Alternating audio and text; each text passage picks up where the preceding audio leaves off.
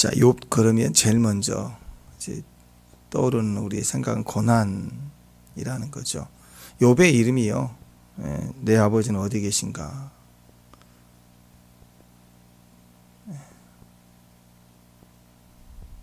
그러니까 지금 이 고난의 여정에 그 이름이 다 반영하지는 못하지만 의미를 이렇게 반영하고 있죠. 평생 우리의 질문이기도 합니다. 내가 어디로 가고 있는가? 인생을 계속 살아가는데 단기적 목적은 있죠. 합격해야 되겠다. 취직해야 된다. 결혼해야 된다. 이런 단기 목적들은 가지고 왔는데 우리는 끊임없이 어디로 가고 있죠. 멈추지 않고 가고 있는데 어디로 가는가? 우리는 하나님이지만 세상은 하나님을 모르죠. 목적을 모른다는 것. 내 아버지는 어디 계실까? 나는 어디로 가는가? 이 근본적인 물음이란 고난의 해석은 결국 하나님이라는 것입니다. 근데 오늘 이 물음에 말씀이 답이잖아요. 길이요 진리요 생명이다. 내 아버지는 어디 계신가? 나는 어디로 가는가? 그 답이 말씀이에요. 축복합니다. 축복합니다. 그런데 내 아버지는 어디 있는가? 그걸 알려주는 게 고난인데 우리 멈추게 하고 그래서 주님을 찾게 하고 이렇게 해서 우리를 답을 주고 있는데 이 순간에 끼어든 세 명의 친구들, 오늘 두 번째로 빌닷인데 빌닷의 이름 뜻은 논쟁의 아들입니다. 논쟁의 아들. 그러니까 내 아버지는 어디 계신가? 그 답은 고난을 통해서 우리에게 말씀을 주시는 거, 들려주는 거죠. 아버지를 알게 해주는 건데 이 고난이 올 때 사람의 말은 논쟁의 아들이 와서 막 논쟁해요. 논쟁해서 하나님을 알 수 없다는 거죠. 왜 논쟁할까요? 왜 논쟁하는 사람들은 같이 이렇게 큐티하고 생각하는 게 아니라 논쟁 방향이 다르죠. 서로 달라요. 다른 쪽에서 약간 대적하는 의미가 있는 거죠. 논쟁한다는 것은 내 주장을 펼치는 거니까. 그러니까 하나님을 알아야 되는데 하나님에 대해서 목적에 대해서 논쟁을 한다. 그건 벌써 이것은 하나님 뜻과 전혀 반대라는 것을 알 수가 있습니다. 묵상해야죠. 아멘하고 묵상해야 되죠. 근데 하나님의 말씀을 가지는 자와 논쟁을 한다. 그러면 그것은 대적이 되게 다른 생각이라는 거예요. 논쟁하는 사람들이 자 여러분이 누군가 논쟁을 만약에 한다 그러면 그냥 감정으로 할까요? 그냥 말을 못해. 너무 억울해가지고 그럼 논쟁 못해요. 논쟁을 한다는 것은 차분하게 연구하고 준비하고 논리와 객관적인 증거와 자료들을 가지고 준비를 해서 논쟁을 하는 거죠. 그죠? 네. 그러니까 대부분 이렇게 논쟁하는 분들, 논쟁을 좋아하는 사람들의 성향이 정의, 공의, 억울, 차별 이런 것들에 대해서 쌓여있는 사람들. 그러니까 한마디로 정의를 부르짖는 자들이라고 볼 수 있어요. 칼같이 정의를 부르짖는다. 자, 욥의 세 친구, EBS라고 그랬죠. EBS 교육방송. 엘리바스, 또 B 오늘 빌닷, 그다음에 소발, 그래서 S 소발, EBS가 와가지고 막 이제 교육 방송하기 시작하는 거예요. 자, 오늘 두 번째가 이제 빌닷인데, 두 번째 친구 빌닷은 논쟁의 아들입니다. 말 그대로 전통을 기준으로 해서 우리에게 논쟁해오는 모습이다. 이렇게 전체적으로 맥락을 잡고 보면 돼. 빌닷이 말하는 회개하라 그런 건데 회개에 빌닷이 얘기하는 회개는 뭐냐? 조상들이 터득한 길을 배우라. 전통을 배워라. 전통을 배우는 게 회개예요. 죄를 지었을 때 그 죄에서 돌이킨다 그러면 회개하는 것은 합당한 삶을 살아내는 거니까 뭐 도둑질을 했다 그러면 도둑질 하지 말라.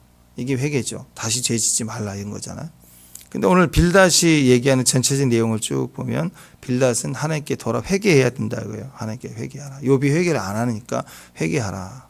근데 그 빌닷이 얘기하는 회개는 요한일서에 나와 있는 자백하고 하는 그 회개를 말하는 게 아니라 빌닷의 회개는 조상이 터득한 일을 배우라. 그게 회개였다는 거예요. 결론입니다. 결론적으로 말씀드린 거예요. 그게 정의이고 그게 회개라는 것이에요. 그러니까 이 두 번째 빌닷은요, 정의, 공의, 실현, 이것이 목적입니다. 그래서 하나님을 어떻게 믿느냐, 어떤 하나님을 믿어야 되나, 정의로운 하나님. 아픈 사람에게는 치료하는 하나님 그러잖아, 그죠? 그처럼 이 빌닷이 보는 하나님 세계관은 정의로우신 하나님. 그럼 어떻게 정의가 되죠? 어떻게 우리가 의를 얻을 수 있느냐? 율법을 행해야 돼. 율법은 뭐냐면 조상들이 지켜온 길이에요. 안식일에 이 사람이 거룩한가, 거룩하지 않는가? 이 사람이 부정한가? 어떻게 할 수 있느냐? 안식일에 율법을 지켜야 하는 거. 손을 씻고 뭐 부정한 자 만나지 않고 안식일에 일하지 않고 이런 행위를 하면 거룩한 자고 아니면 아니고. 그러니까 예수님을 끊임없이 비난했던 율법주의자들이 그 조상의 유전을 따라서 예수님 판단했잖아요. 그죠? 자, 그것처럼 그게 공의고 정의라는 거예요. 공의와 정의는 하나님과 상관이 없어요. 그냥 옳다고 믿는 유전이에요. 사람들이 말하는 것, 전통으로 쭉 이어서 말해온 것들 기준으로, 말씀의 기준이 아니에요. 시작은 말씀이었지만 말씀을 잘 지키기 위해서, 안식일을 거룩하게 지키기 위해서 뭐 해야 돼? 일을 하지 말자. 어떻게 해야지? 두 손으로 하면 일이고 한 손으로 하면 일하는 거 아니다. 뭐 이렇게 정해놓은 그 기준을 가지고 의를 따지는 거, 그걸 못하면 부정이고 의이고, 그 잣대를 가지고 사는 거예요. 그게 사람들은 태어날 때부터 인식이 그렇게 돼 있으니까 이게 옳은 것처럼 보여요. 이게 정의로운 사람, 의로운 거라고 보는 거예요. 근데 실상은 말씀과 아무 상관이 없는 거예요. 자, 여기에서 이제 문제가 되는 거죠. 지금도 우리 가운데, 예수 믿는 사람들 가운데 그런 사람 많이 있습니다. 정의의 하나님, 공의의 하나님. 그래서 그런 것을 너무 좋아해요. 하나님은 정의로운 분이고 우리는 정의로워야 된다. 그러니까 하나님은 의를 굽게 하실 리가 없다. 하나님 정의를 반드시 실행하시는 분이시다. 그 말은 맞는데 지금 환난을 당한 욥에다가 딱 겹치는 거예요. 그 말을. 하나님은 정의로운 분이고 의로운 분이다. 믿죠? 맞는 말이에요. 그러니까 하나님 반드시 의를 행하시는 거예요. 맞죠? 근데 그거 지금 고난당한 자에게 자식을 하루아침에 잃고 재산을 잃고 다 망한 그에게 딱 겹치는 거예요. 그럼 뭐 무슨 뜻이 돼요? 너는 정의를 실현해서 심판받은 거야. 그렇게 말이 엮여지는 거라고요.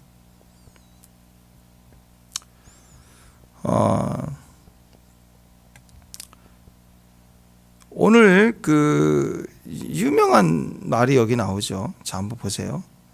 욥기 8장. 이 말씀이 있는지는 잘 모르는 사람들 많지만 이 말씀은 심지어 믿지 않는 사람들도 많이 알아요.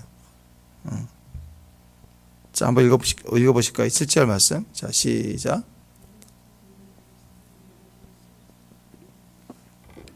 예.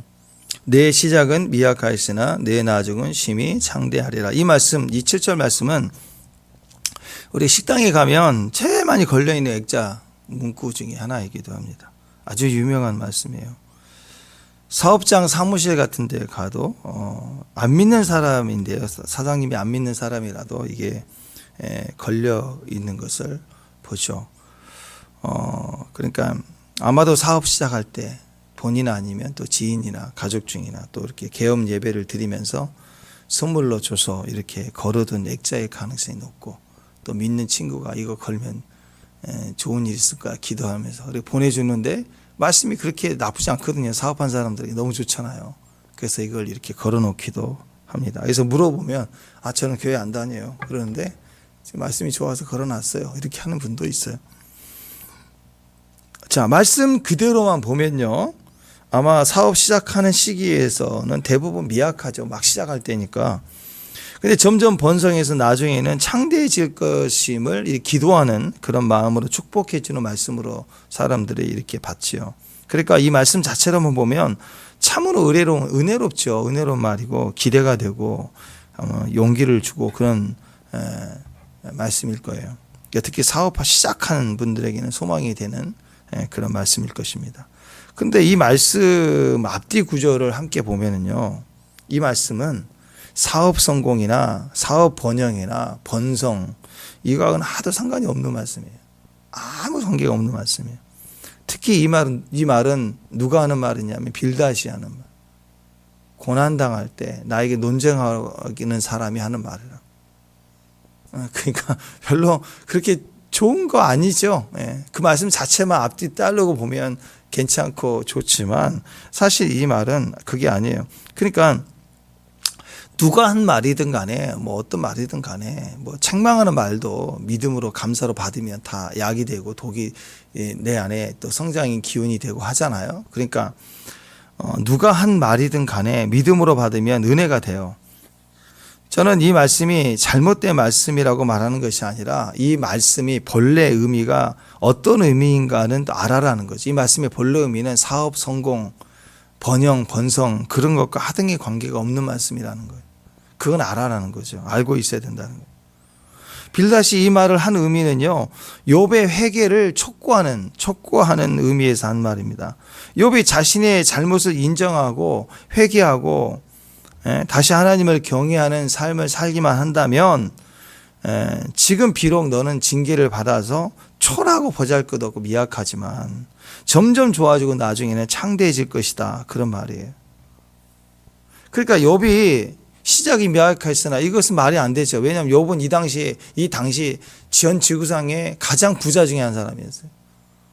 근데 무슨 시작이 미약하였으나요? 그건 아니죠. 그러니까 지금 당한 고난으로 인해서 왜 심판받아서 네가 죄를 지어서 심판받아서 무너져서 이렇게 망해서 너를 걱정해서 엘리바스 우리 큰형님이 와가지고 잘 얘기하는데 아니다 그러니까 옆에서 듣다가 빌닷이 화가 난 거예요. 화가 나가지고 정의를 부르짖는 거예요. 이제 약간 뿔나가지고 네가 회개한다고 하면 될 일을 왜 너는 인정을 안 하냐 하면서 약간 뿔나가지고 공의 정의하면서 네가 지금이라도 회개하면 초라하고 보잘것없지만 점점 좋아지고 창대해질 거야. 그러니까 이 뉘앙스를 다 가져서 이 전체 말씀을 갖다가 딱 이제 4글자로 좁혀본다면 회개하라. 내 시작은 미약하였으나 내 나중은 심히 창대하리라. 이 말은 딱 4글자로 회개하라. 그거 회개하라. 그러니까 이제 사업장에 사업 번성할 때 회개하라. 그럼 안 맞는 말씀이겠죠. 그런 의도인 거예요. 그런 의도. 여러분 그렇다고 해서 또 잘 맞지 않는 말씀이라고 해서 또 이건 사업장에 있는 말씀 다 뜯어내버려야 되느냐? 또 그건 아니에요. 하나님이 또 믿음으로 그것을 어떻게 받느냐에 따라서 또 우리가 은혜가 되기도 합니다. 어떤 성경 구절이든 앞뒤 맞지 않아요. 그래도 그것을 믿음으로 개인적 차원이에요. 잘 들으세요. 개인적 차원에서 받아들이고 믿음으로 그것을 승리해가는 과정에서 그 구절의 힘을 얻을 수 있습니다. 어떤 구절이든 축복합니다. 빌닷이 한 말일지라도. 근데 그것을 이렇게 알고 있어야 남에게 주장할 때는 안 하겠죠. 남에게 이걸 가르쳐 버리면 안 되겠죠. 그죠? 네. 그런 차원인 거예요. 내 개인적으로는 얼마든지 비전을 받을 수 있어요. 그러니까 내가 이제 내 삶에 어떤 도전의 시기에 힘을 얻기 위해서는 우리가 이 구절을 안다면 이 말씀을 잘 쓰려고 하지 않겠죠. 남에게 줄 때도 좀 조심스럽겠죠. 그러나 개인적으로는요, 얼마든지 이 말씀의 뜻을 알면서도 은혜를 받을 수 있어요. 그게 좀 다르다라는 개인적 차원에서의 은혜와 공적인 자리에서 가르치고 나눠줘야 될 말씀은 또 다른 의미가 되는 것입니다. 뭐 예를 들어서 뭐 사도 바울의 독신 은사를 가졌다. 그래서 그만큼 말씀의 길을 갖고 전심으로 주님께 올인했다. 우리가 믿죠. 그렇다고 해서 독신 은사를 다 받아야 된다고 안수받자고 독신 은사를 기도해 주면 어떻게 되겠어요? 그러니까 개인적 차원의 은혜와 개인적으로 받는 것은 이 말씀의 구절도 마찬가지입니다. 괜찮습니다. 그러나 그것이 이 부분을 잘못 인용하고 가르치고 그러면 나중에는 찝찝해요. 남아있어요. 내가 이렇게 잘못 가르쳤구나, 잘못 전달했구나, 마음이 찝찝할 수 있어요. 어떤 구절도 마찬가지입니다. 그러나 말씀 그 자체로만 본다면 전혀 문제가 되지 않겠죠. 믿음으로 받았다 그러면 정죄할 이유가 없다는 거예요. 식당 같은 데 가면 사장님 저거 틀렸다고 그러지 말고 그러느니 하고 가야지. 그 간판 내려야 된다고. 그럴 필요가 전혀 없어요. 그런 의도로 보면 하나님의 교회나 뭐 이런 이단들이 늘 얘기하는 게 있잖아요. 크리스마스는 그 예수님의 생일이 아니다. 그래가지고 막 운동하잖아요. 그거 하지 말라. 크리스마스 없애버려야 된다고. 그 날짜는 정확하지 않으면 생일 없애버려야 되나요? 태어날 때 그 신앙민이나 또는 이렇게 고아로 이렇게 자라고 하신 분들 생일 잘 모르잖아요. 그럼 평소에 이분들은 생일 없애버려야 되는 거예요? 어느 날 정해서 기념해 주면 되잖아요. 그죠? 존재니까. 꼭 조금 그 책 한 권 읽은 사람처럼 뭐 하나 좀 알았다 그러면 그냥 잣대로 들이대서 막 틀렸다 맞았다 이렇게 나가는 얄팍한 그런 태도를 가지면 안 되는 것입니다. 하나님께서 당신을 경외하는 자에 대해서는 그 시작이 미약해도 나중에는 심히 창대하신다. 그 진리. 그건 진리 말씀 맞아요. 성경에서의 말씀이기도 하고 성경에서 하나님을 경외하는 사람들의 신앙이 시작이 너무 미약했어요. 다. 아브라함도 모세도 다. 그러나 그게 나중은 창대하고 그리고 강력해졌다. 이건 맞는 말이에요. 맞는 말. 그 말이 틀린 말이 아닙니다. 근데 욥기에 나와 있는 앞뒤 구절에서 이 본래 의미는 그 의미가 아니라 너 회개하라. 교만하게. 엘리바스 형님이 얘기하는데도 아직도 너는 그거 아니라고 부인하냐? 이렇게 더 반감을 가지고 나오는 책망하는 듯한 상황입니다. 어떤 선교사님은요 그랬대요. 그 1장 7절인가 나왔었죠. 하나님이 마귀에게 너 어디서 왔느냐 그러니까 저는 땅을 두루 다니며 여기저기 다녀왔나이다. 그렇죠? 그 누가 한 말이에요? 마귀가 한 말이잖아. 선교사님이 이 말에 꼬꾸라진 거예요. 그래서 선교사가 된 거예요. 마귀가 한 말인지 알아요. 선교사님도. 근데 자기는 이게 어떻게 들렸느냐? 아니 마귀도 이렇게 다니는데 땅을 두루 다니는데 내가 태어나서 왜 나는 이렇게 가만히 기도만 하고 앉아있어? 이게 아니다 싶은 거예요. 그래서 야 아니다 해가 그러니까 이 말씀의 뜻은 전혀 아니죠. 왜 앞뒤가 마귀가 한 말이잖아요. 근데 믿음으로 자기 안에 기회를 삼아서 막 지금 전 세계를 다니면서 선교를 하신다는 거예요. 한 나라만이 아니라 두루 다니. 나는 뭐 인도 하나만이 아니야. 중국 하나만이 아니야. 전 세계야. 두루 다녀. 그러면서 막 다니신다는 거예요. 그러니까 믿음으로 이렇게 받아서 가는 감사로 사명으로 받아서 이렇게 의를 이루는데 누가 정죄할 수 있겠어요? 이게 말씀 틀렸네요. 선교사님 틀렸네요. 예, 이 성신한테 그 말이 무슨 뜻인지 알아요. 다 알아요. 이왕이면 우리가 잘 아는 사도행전 1장 8절 말씀, 그런 말씀을 받고 막 돌파하고 나가고 막 권능을 받고 그 말씀 받고 가기는 좋죠. 아구가 딱 맞죠. 근데 그 말씀 은혜 되는 분도 있고 이분 같은 경우는 또 그렇게 자기 안에 들어와서 그 말씀이 자기 길을 열어가는 거예요. 그러니까 여기에는 문제가 전혀 없는 거예요. 다 감당케 하고 믿음으로 받으면 축복합니다. 근데 이제 이게 원래 뜻, 우린 큐티를 하는 거니까 원래 뜻 그리고 방향성을 가지면 좀 더 적극적인 말씀들이 있지 않을까 싶습니다. 그런 마음에서 이제 이 말씀을 보기를 바라는 거죠. 자, 믿으면 받으면 괜찮아요. 단지 그 유명한 말씀이 사업 성공, 번성, 번영, 그 다음에 사명 감당 이것과는 아무런 상관이 없는 메시지라는 거예요. 오히려 욥에게 회개하라라는 차원에서 한 말이다. 이것은 알고 있어야 된다 이거예요. 자, 그런데 이 빌닷이 말하는 회개는 어떤 회개이느냐? 질질 짜고 울고 머리를 풀고 옷을 찢고 그런 모습이 아니라 그 8절부터 나와요. 8절, 9절, 10절. 한번 읽어보십시다. 8절 9절 10절 시작.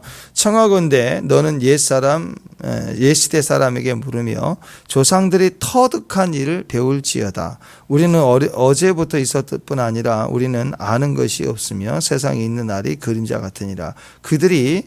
조상들이 내게 가르쳐 이르지 아니하겠느냐. 네 그 마음에서 나오는 말을 하지 아니하겠느냐. 조상들이 터득한 길, 걸어온 길, 옛시대 사람들 물어라 이거예요. 자, 그러니까 빌닷이 말하는 회개는 어떤 회개냐면 옛사람들 조상들이 터득한 일을 배우는 거. 조상들이 터득한 일을 배우라는 말은요, 옛 어르신들의 말을 잘 듣고 그 어르신들이 얘기했던 그것이 지금 너의 당한 고난에 있어서의 너의 삶의 기준이 되게 해야 된다 이거야. 그런 말 있죠. 어르신, 옛사람들, 옛말이 틀린 게 있냐? 뭐 이런 거. 옛말이 틀린 게 있냐고. 그렇게 조언하는 거 있죠. 옛말이 맞는 게. 어르신들이 했던 말, 우리 어르신들은. 또, 그게 정의의 기준이야. 너는 지금 정의롭지 못하잖아. 회개 안 하잖아.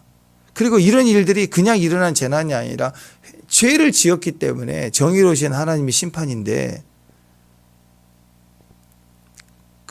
그 정의로 돌아가기 위해서 회개해야 되는데 회개는 뭐냐? 어르신들 말 틀린 거 있냐고. 율법이 틀린 거 있냐고. 돌아가야 돼. 그 율법을 지켜야 돼. 옛사람들 말 들어. 뭐 이거예요. 이게 정의의 기준이 돼야 된다는 거예요. 지금 빌닷은 욥에게 정의롭지 못한다. 너는 잘못을 인정하지 않고 있다. 엘리바스가 얘기했을 때 그 얘기가 뭐였어요? 욥이 고난당한 것은 죄를 지었기 때문이다. 반드시 인과응보예요. 죄를 지었기 때문에 일어난 것이다. 그 정도 얘기를 하면 좀 알아듣고 회개해야 되는데 아니라고 얘기하니까 화가 난 거예요. 옆에서. 그러니까 욱하고 나와가지고 너 정의롭지 못해. 하나님 정의의 하나님이야. 반드시 심판해. 회개해야 돼 너. 회개는 뭐냐? 다시 이 사람이 얘기하는 빌닷이 얘기하는 회개는 옛 어른들의 말로 따라가야 돼. 교훈을 얻어야 돼. 그게 정의의 기준이야. 이렇게 얘기하는 거예요. 너는 정의롭지 못해. 정의를 배워야 돼. 어디서? 조상의 가르침을 받아서 조상이 터득한 일을 배워야 된다라고 얘기하는 거예요. 여러분 이게 한계예요. 잘 들으세요. 이 사람이 말하는 일반적으로 사람들이 말하는 정의라는 건 대부분 그래요. 옛날부터 옛부터 내려왔던 어르신들이 지혜로운 삶의 태도, 인생의 기준 이런 것들이 정의라고 생각을 해요. 옛사람 말은 틀린 게 없다. 일생을 살아본 지혜자들의 말을 들어야 된다고 얘기해요. 자, 예를 들어서 우리 말에 그런 말 있죠. 물에 빠진 사람 건져주면 뭐 내놓으라? 보따리 내놓으라. 보따리 내놓으라 그런데. 자, 그런데 실제로 그런 일이 있었다고 합시다. 도와줬어요. 저기 김사까지 그랬다고 그러잖아요. 도와줬다고. 도와줘서 겨우 살아났어요. 근데 도와주는데 보따리를 메고 나그네니까 보따리를 메고 가다가 물에 빠졌으니까 같이 허우적거리다가 건져주는데 김삿갓에 보따리도 빠진 거예요. 그래서 그걸 건져가지고 사람도 살리고 자기 보따리 나가니까요. 그럼 고마워라고 그랬는데 그거 내 보따리인데 그런 거예요. 그래서 사또하게 간 거. 이거 내 보따리인데 이 사람 건져줬더니 이 사람이 내 보따리인데 짓거라고.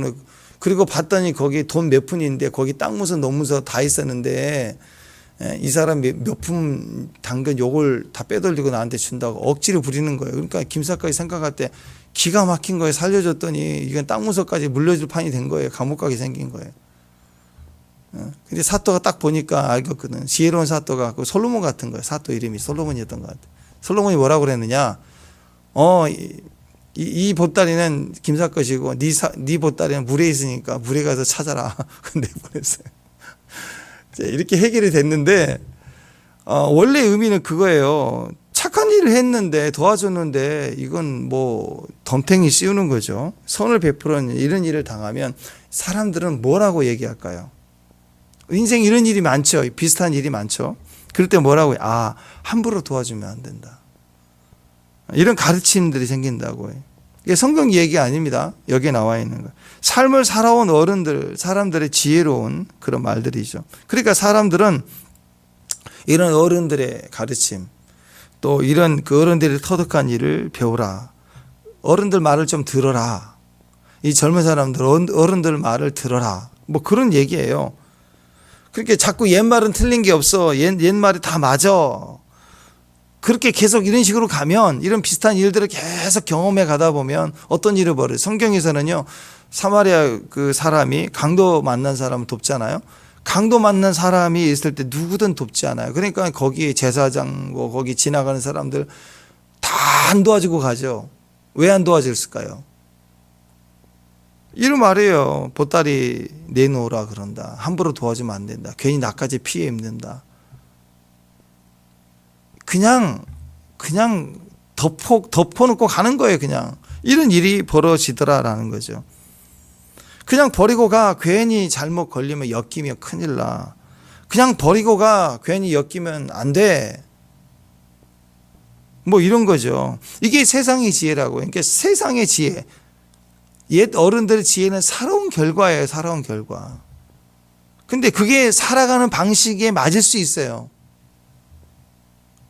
근데 한번 생각해 보자고. 양심에 그렇게 살 거예요?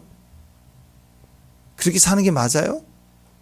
다 알아요. 그게 아니라는 거. 그렇지만 배운 대로 살아야 돼. 다들 인정하는 대로 사는 게 맞는 거예요. 그게 정의라고 생각하는 거예요. 그냥 버리고 가. 괜히 잘못 엮이면 큰일 나. 요즘 같은 그 보이스피싱 시대. 맞는 말이죠. 뭐 하나 써달라고 글씨 써주는 것도 큰일 나고. 괜히 물건 주워졌다가 큰일 나고. 그게 맞는 거예요. 그게 정의라, 그게 의로운 거라고 그러죠. 괜히 네가 의인이라고 의롭다고 나섰다가 너 덤탱이 씌우는 거야. 이거 바보짓 하지 마. 그럼 가만히 있어. 보통 그렇게 얘기하죠. 이게 세상이에요. 그냥 버리고 가. 잘못 걸리면, 잘못 엮이면 큰일 나. 근데 이게 어떻게 정의가 될 수 있을까요? 맞는 말일 수 있어요.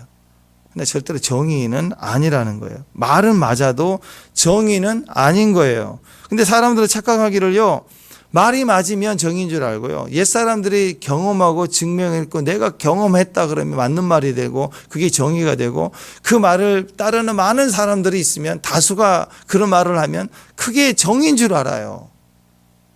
아닌데, 내 양심부터가 아니라고 알고 있는데, 그렇게 살면 안 된다는 걸 아는데. 그러니까 이게 사람들이 말하는 정의고 사람들이 착각하는 거예요. 정의는 사람들의 말이 아니라 말씀대로 사는 게 정의예요. 우리에게 정의는 뭔가요? 말씀이에요. 정의를 실현하는 거, 정의 실현은 말씀대로 사는 게 정의 실현이에요. 근데 사람들은 자꾸 옛 사람들, 옛 어른들의 말, 조상님들의 말, 그리고 훌륭하신 분들의 말, 그걸 가르치고 그 가르침을 아는 대중의 소리들, 많은 다수의 소리들이 정의라고 믿는다고요. 지금 이런 시대, SNS 시대에 몇몇 사람들은 자기들의 어떤 사상을 가르쳐요. 가르치는 사람들이 막 외친다고요. 전체인 것처럼. 네. 자, 성소수자 문제, 그 인권 문제 보면서 그 인간의 인권으로 보면 마음이 아프죠. 그렇게 자기는 얼마나 그렇게 기가 막히고 오해를 받고 비난을 받는다는 게. 그런 차원에서 사별하지 말자. 우리도 공감을 해요. 근데 문제는 뭐냐면, 그 차별법을 지나고 나면 자기가 기준이요, 나를 차별했다가 아니라 내가 차별을 느낀다고 생각할 때는 무조건 고소를 들어가는 거예요, 의도적으로. 아니, 생각해 보세요. 남자는 남자고 여자는 여자인데, 남자 여자가 사랑한다 그럴 때 누가 나한테 당신을 사랑합니다, 나랑 결혼합시다 그러면 나는 안 할 수도 있잖아요. 싫으면 안 할 수 있고, 싫으면 안 만날 수 있어요. 당신이 안 만나겠다고 그러면 안 만나는 거 아니에요. 근데 나랑 만나자고 했는데 안 만나면 고소 들어가는 거예요. 그럼 웃기는 거잖아요. 그러니까 역차별이죠. 우리는 어떤 사람은 동성애를 좋아하는 사람도 있겠지만 대부분의 사람들은 싫어한다고요. 근데 이 법을 만들어 놓으면 자기를 싫어한다고 하면 고소를 들어가는 거예요. 그럼 우리도 싫다고 표현한 사람들은 다 고소를 당하는 꼴이 된 거예요. 이 법을 통해서 고소를 하고 공격적으로 나가는 거죠. 우리보다 앞서서 진행된 다른 나라들 사례가 다 그렇다는 거예요. 그러니까 사람들은 옳지 않는 걸 알고 있고 뭔가 균형이 안 맞다는 것은 알아요. 근데 시작은 정의를 시작하던 한두 마디의 시작을 가지고 그걸 갖다가 어떻게 가는 소리를 높이고 다수와 가르침을 주고 다수의 수를 만들어낸 다음에 그걸 정의 실현이라고 접근해 간다는 거예요. 그게 아닌데 그렇게 되어져 버리더라. 그러니까 이스라엘 전체의 대중의 소리, 다수의 소리가 예수님 보고 뭐라고 그랬어요? 십자가에 못 박아라. 예수님 무죄예요. 빌라도도 알았어요. 이거 죄가 없다. 신문하고는 죄가 없다 그랬어요. 자기들도 알아요. 거짓 증인 세워서 막 했다는 거. 근데 다수가 듣고 십자가에 못 박아라. 못 박아라. 그러니까 그게 정의의 실현이 된 거예요. 그래서 예수님이 십자가에 달리신 거예요. 사람들의 소리가 높이면 몇몇 사람들, 특히 마귀의 소리가 선동을 해서 죄를 막 외치고 죄를 대중화시키면요, 그것을 정의라고 만들어버린다는 거예요. 다수의 의견이 절대로 정의가 아닙니다. 말씀이 정의예요. 여러분 기억할 수 있으면 좋겠어요. 축복합니다. 승객 500명을 태운 기차가 달리는데 브레이크가 파열됐어요. 기가 멈추지 않은 거예요. 그래서 역을 통과해 지나가는데 문제는 이 역이 마지막 종착역이에요. 이 역은 멈춰야 되는 역이에요. 근데 이 역을 통과하면 그 역이 해변가에 있는 역이라 그냥 낭떠러지로 떨어지는 거예요. 500명이. 브레이크는 파열됐고 위기가 온 거죠. 근데 그 역의 입구에 보조 레일이 있어요. 보조 레일. 보조 레일을 신속하게 작동을 시키면 직진하지 않고 그 레일을 타고 다음 역으로 회전해서 돌아갈 수가 있어요. 그럼 시간을 좀 벌고 그 다음에 연료가 떨어지면 멈추겠죠. 자, 그런 위기 속에 그러면 당연히 가야 되잖아요. 500명이 살아야 되니까. 근데 문제는 인부 2명이 보조 레일 수리한다고 점검한다고 갔는데 레일 위에 있는데 연락이 안 되는 거예요. 연락이. 그리고 이 보조 레일을 점검하러 간 두 사람은 평소에 이건 쓰지 않는 레일이니까 기차가 전혀 올 리가 없다고 생각하고 거기 있는 거예요. 자, 그런 상황일 때 어떻게 해야 될까요? 어떻게 해야 될까요? 그냥 밀고 가서 500명을 죽어야 되느냐? 아니면 이 엉뚱한 두 사람을 치고 지나가서 살아야 되느냐? 대부분 뭐라고 그래요? 대부분 다수가 정해요. 너무 쉽게. 근데 만약에 1대1 상황이라 그러면요. 1대1 상황이라 이쪽도 한 명, 이쪽도 한 명이라 그러면 뭐가 정의예요? 내가 살겠다가 정의죠. 내가 살겠다가 정의. 팽팽합니다. 근데 500대2면 너무도 쉽게 2명이 죽어야 된다라고 판단을 해버리는 거예요. 사람들이 당연하게 생각하는 거예요. 똑같은 생명인데. 사람들이 다수의 행복을 위해서요. 사람들은 그런 결정이 너무 쉬운 거예요. 여론이 모아지고 다수가 민중이 돼버리면 그게 다인 줄 알아요.